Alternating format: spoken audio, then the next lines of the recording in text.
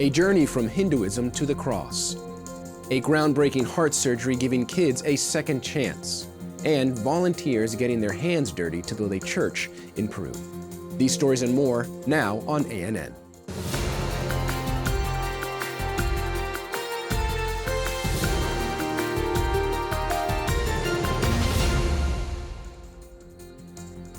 In southern Peru, leaders of the Seventh-day Adventist Church in partnership with volunteers from Maranatha Volunteers International are joining forces to create a new space for worship, bringing hope and infrastructure to an underserved area. Men and women, united in faith and dedication, are working to build a new church. More than just walls and roofs, it will soon be the new place of worship for the community of Chilca in southern Peru.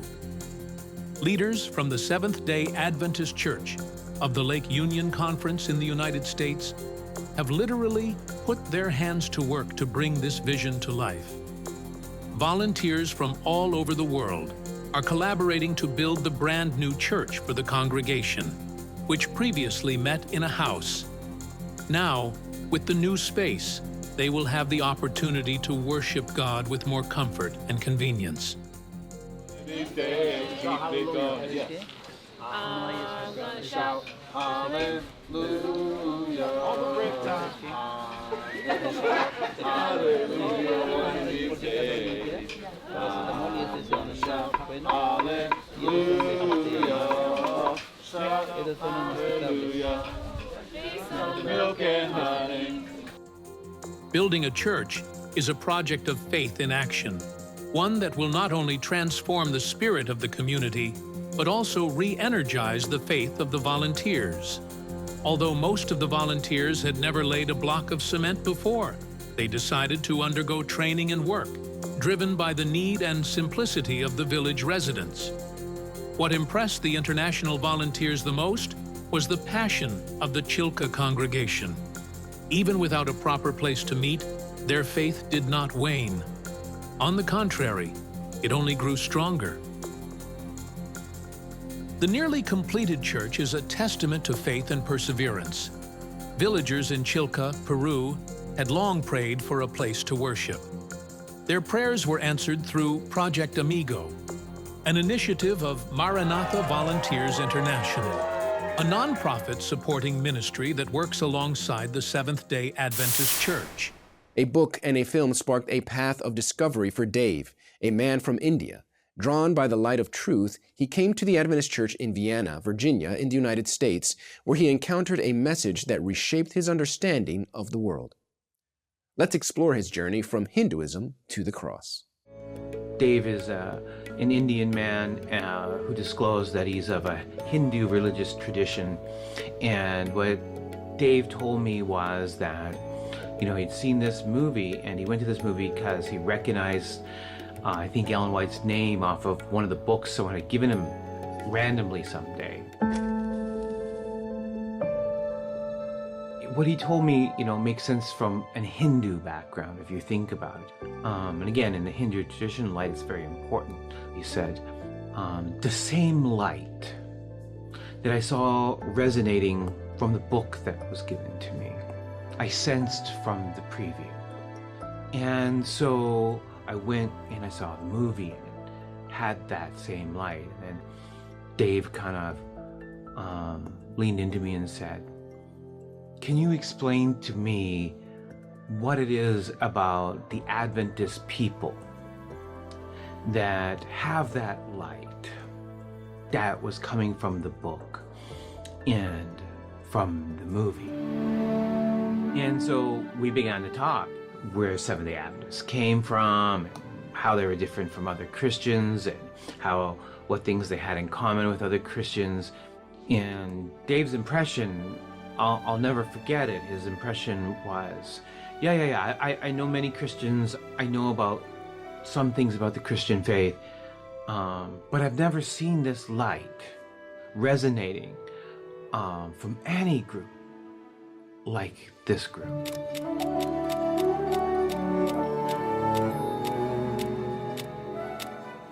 Dave said, I've got another question for you, if you have time. Why did a man have to die Like, what is the importance of the crucifixion? Like, I don't get it from my background. Why someone had to die, and how does that make anyone better that this person died? I had a great experience just to be able to sit with Dave and explain the purpose of the cross and the sacrifice of Jesus, and this idea that justice and mercy kiss at the cross, and that really impacted Dave. And after that, the next Sabbath is when Dave started coming to church for worship.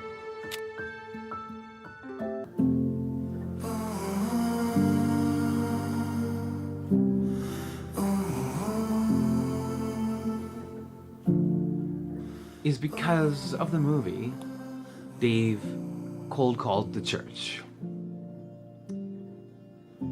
It has become a part of our community, if not yet a member. But we can see what Jesus is doing. I would ask you to pray for Dave as he's on a journey. And none of us know where that journey is going.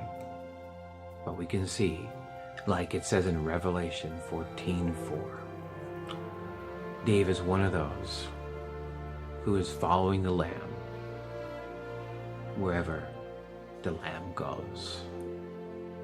So I would invite you to pray that the Lamb would lead Dave to the Vienna baptistry. We feel love. The love of Jesus. It lifts us up. It carries us forward. And it will guide us home. I was made. Advent Health Orlando is the first hospital in the U.S. to perform implants, helping stroke survivors regain strength in their hands and arms. 50 procedures have already been completed. The treatment, combined with intensive occupational therapy, has shown great results, with even young transplant patients returning to sports activities. Little things with like turning the wrist, they weren't there. And with the Vivistem, it allowed my brain to recreate the new ways to do those things. Vivistem is a vagal nerve stimulator specifically meant for patients who've had a stroke. We make it in a small incision on the side of the neck. We basically place an electrode that wraps around the nerve, and then we connect it to a small battery underneath the skin, much like a pacemaker basically. And that sends a signal through the electrodes, through the nerve, that helps patients who've had a stroke, who have weakness in an arm or a hand, to regain that strength. Just the other day, I was able to start my car with my right hand. I couldn't do that before. Before, I felt like there wasn't that much movement. I've started crocheting, so like holding a crochet hook and like going around and making animals and stuff. It will continue to improve. That's a big thing. I am definitely more independent. We are the first in the nation to reach 50 cases, and I think we're ahead by quite a few. Being able to give people a good quality of life is something that's very important in medicine. And I'm happy that Vivistem has proven very successful in that regard. With a focus on leadership, spirituality, and mission, the Seventh-day Adventist Church held the Pan-African Youth Congress, bringing together thousands of young people from across the African continent. The event reinforced the church's commitment to the global mission of sharing the gospel of Jesus worldwide and highlighting the role of youth in making a positive impact on communities. This is the first of 3 reports on the events that you will see here on ANN. Noel Simbanda, over to you. The 3rd edition of the Pan-Africa Youth Congress was held at Babcock University, Nigeria, in the West and Central Africa Division. About 3,000 young people descended at this prestigious institution. The Congress was attended by the 3 divisions, namely the East and Central Africa Division, the Southern Africa Indian Ocean Division, and last but not least, the West and Central Africa Division, and it was graced by our leaders from the General Conference. Running under the theme Cities for Christ, the Pan-Africa Youth Congress at Babcock University, Nigeria, witnessed a kaleidoscope of colors and traditions as participants from various African countries showcased their unique cultural identities. The air was filled with excitement as each nation proudly represented their heritage through intricately designed outfits. Music and dance was the toast of the week-long Congress.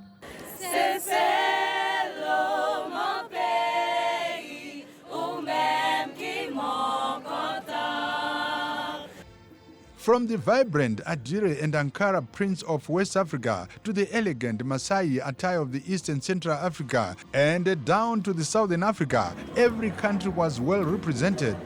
The diversity of the African culture was on full display, highlighting the continent's rich heritage and creativity. As the youths gathered from different Pan-African countries, they celebrated their differences and commonalities, forging bonds that transcended beyond our borders. The Cultural Day celebrations served as a poignant reminder of the Pan-African spirit, which emphasizes unity, solidarity, and collective progress. Both the local and the international speakers graced this auspicious occasion with dozens of workshops designed to equip, empower, and to sharpen the skills of our youths. Well, the Faith and Science Council is a combination of several entities from the General Conference and our schools around the world. So we have the Biblical Research Institute, the Geoscience Research Institute, the Loma Linda Earth and Science Biological Department, and we also have the seminary from Andrews University. ANN In Depth is a podcast that explores current issues through discussions with Seventh-day Adventist Church professionals. In this episode, host Sam Neves speaks with Anthony Kent, General Conference Associate Ministerial Secretary, about biblical standards of conduct and church discipline. Let's take a look at some highlights from this interview. We have biblical standards for membership in the Adventist Church. So if somebody decides to live outside of those biblical standards, they are by definition excluding themselves from membership. Why is that important? Integrity of the membership of the community. Harmony is really important, and disharmony is a painful situation. You know, really, this all began, and the record of it, in Genesis 3. You know, when Adam and Eve, they put themselves at loggerheads with God, and God's response, his discipline, was incredibly loving. He went looking for them, calling them, seeking them. That's what discipline is all about. Redemption. Yeah. The word itself is closely linked to discipling. It's about caring, it's about growing, it's about nurturing, it's protecting, it's wanting people to be saved and to retain that saved status. For the full episode and other videos delving deeper into the Seventh-day Adventist faith and its story, visit the official channel on YouTube. The Adventist University Center of Sao Paulo, UNASP, has received approval to launch its Professional Masters in Communication. The approval came from the Ministry of Education and the Adventist Accrediting Association, the highest educational body of the Seventh-day Adventist Church. With a focus on two areas, technology, organizations, and innovation, and media, culture, and society, the master's program offers a practical and advanced education. For those interested, the university will be releasing application details soon. As education advances, health is also a priority for the Adventist Church. UNASP has also taken an important step by holding its first entrance exam for the medicine program. The goal is to train doctors who, beyond entering the job market, will also contribute to the church's medical missionary focus. Health has always been a key pillar for the Seventh-day Adventist Church, and the UNASP medicine program is the latest chapter in this ongoing story. Let's take a look.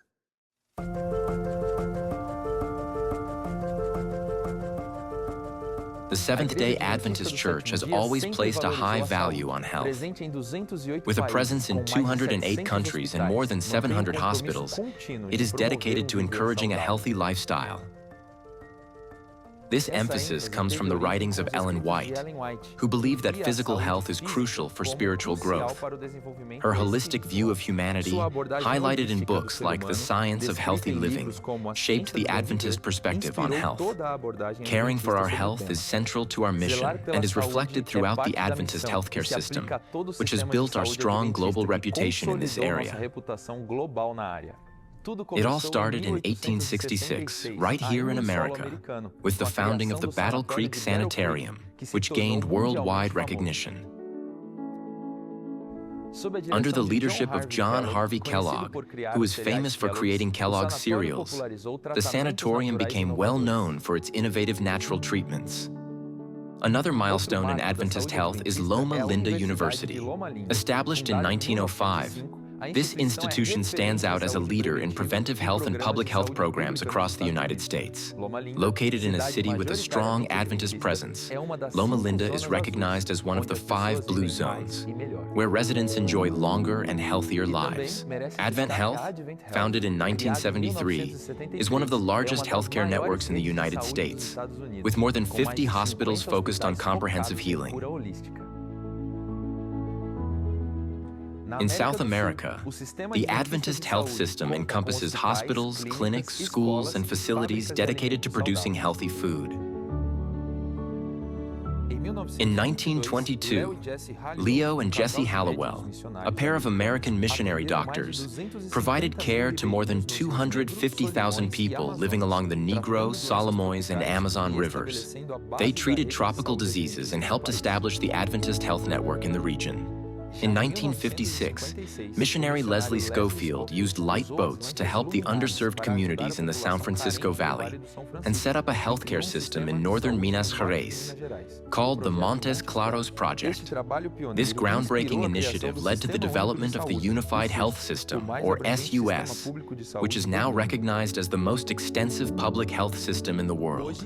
Today, Adventist Health in Brazil runs 5 general hospitals, 3 auxiliary hospital units, 2 integrated medical clinics, and 3 centers for healthy living. With 900 beds, we care for more than 300,000 hospital admissions and 1.6 million outpatient visits every year.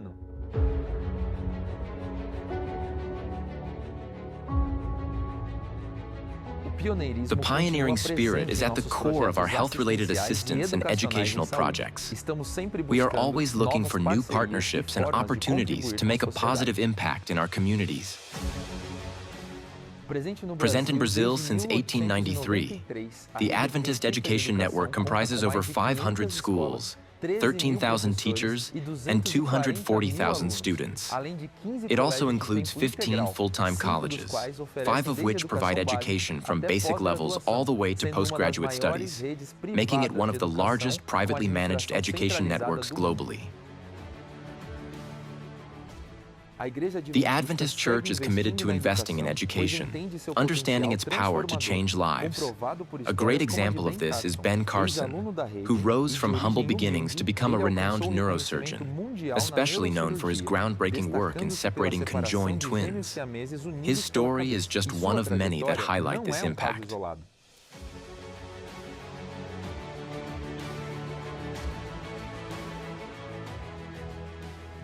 Our mission is clear. We aim to prepare individuals to be ambassadors of a message that encourages a healthy and balanced lifestyle, fostering physical, mental, and spiritual well-being. A groundbreaking advancement could redefine the future of heart valve replacement. Loma Linda University Children's Hospital has achieved a historic milestone, performing Southern California's first pediatric partial heart transplant, an innovative procedure with the potential to revolutionize cardiac care. The 15-hour surgery was performed on 12-year-old Emiliano Hernandez, who was born with a rare congenital heart defect. The procedure replaced his damaged valves with living tissue from a donor's heart, allowing his heart to function normally. This innovative approach offers long-term benefits, including a growing valve that reduces future surgeries, no need for lifelong blood thinners, and expanded donor availability. The surgery was made possible by the generosity of the donor family and the support of One Legacy, Southern California's Organ, Eye, and Tissue Recovery Organization. We continue to share updates on the worldwide implementation of the new children's Sabbath school curriculum, introducing this time in the South America region. The Alive in Jesus curriculum, designed for new generations, was presented in Buenos Aires, Argentina, during a meeting of the Children's Department of the Seventh-day Adventist Church. The event, which trained leaders for the curriculum's implementation, brought together leaders from 7 South American countries and other regions of the world. The curriculum covers all 28 fundamental Adventist beliefs and introduces new musical elements. The event featured Nina Atchison, curriculum director and lead developer of Alive in Jesus. She emphasized the curriculum focus on strengthening children's relationship with Jesus and promoting transformation of the heart, mind, soul, and hands through the Bible. In an upcoming video, Nina will provide a brief summary of the beginner program designed for children aged 1 to 3 years old. What can you expect from the Alive in Jesus beginner program? Well, in the student guides, you'll find a weekly story for your toddler that is repeated each day. There are also activities that can be done throughout the day that reinforce the Bible story. And there's a spiritual message for you, parents. At Sabbath School, there are sensory boxes that encourage collaboration and free play while the parents arrive and interact for a few moments. New songs are mixed with good old songs, re-recorded and accessible for Sabbath School teachers on the Alive in Jesus website. The same quarterly program is used each week, other than the short Bible story interactions that mirror the weekly Bible story, a different nature box item each week, and a different craft each week. And craft templates are provided. Human trafficking increases during major events like the Super Bowl, the recently held American Football League Championship in the United States. ADRA warns about this alarming reality. With 50 million victims worldwide, human trafficking is a growing threat, particularly affecting women and children. During high-traffic events like the Super Bowl, traffickers exploit a large concentration of people to capture vulnerable victims. In 2024, over 113,000 victims were identified in the United States. ADRA, the Adventist Humanitarian Relief Agency, works to raise awareness and protect, as it did during the latest Super Bowl. Human trafficking involves the exploitation of individuals, often through fraud or coercion, for purposes like forced labor, prostitution, and organ trafficking. Signs of alert in victims include excessive fear of authorities, lack of documents, and degrading living conditions. Recognizing these signs can save lives. Join ADRA in the fight against human trafficking and help create a safer world for everyone. The Fakel Adventist community in Moscow celebrated a significant milestone for 4 individuals who embarked on a new chapter in their lives after arriving in Russia from Cuba.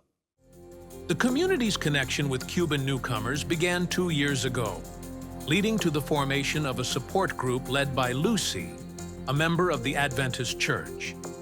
Last year, a young woman from Marbella took the first step in this journey by getting baptized, inspiring others to follow. Through dedication and resilience, 4 individuals, Alexander, Amanda, Lisney, and Lismer, reached this important milestone, committing their lives to Christ through baptism. Despite the challenges of adapting to a new country, they continue to grow and integrate, with the community supporting them as they welcome more newcomers. In Sanford, Florida, a global gathering showcased stories of service and impact. Hosted by Maranatha Volunteers International, the event highlighted mission projects changing lives worldwide. While independently operated, Maranatha partners with local communities to build churches, schools, and wells. The Spring Meadows Church is deeply committed to mission service, with members having served in various countries across Africa and Asia. Laura Noble, guest speaker and head of donor relations for Maranatha, inspired the audience by asking how their actions today could affect the future. She highlighted Maranatha's efforts, including the Kajiado Adventist School in Kenya, which helps protect girls, and their work in Mozambique, where they drilled 700 wells to address both educational and water access challenges. Noble also reflected on a pivotal moment in 1992, when Maranatha was tasked with building 25 churches in the Dominican Republic. This bold decision led to significant growth, with Maranatha later constructing up to 1,600 churches in some years. Maranatha Volunteers International, a nonprofit ministry, continues to encourage global involvement in mission work to make a lasting, positive impact.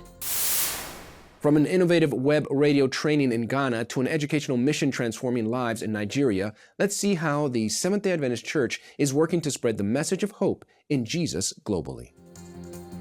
A web radio training in Accra, Ghana, brought together media leaders from 7 African countries to explore how digital platforms can enhance evangelism. This initiative aligns with the Church's global mission to strengthen digital outreach and share hope with more people. Meanwhile, Urton Kohler, Secretary of the General Conference of the Seventh-day Adventist Church, visited Babcock University in Nigeria, where over 12,000 students are being equipped for purposeful careers and leadership centered on Christ. In Ghana, Kohler also met with local leaders, delivering a powerful message on the urgency of mission. He emphasized that spreading the gospel requires unity, dedication, and immediate action.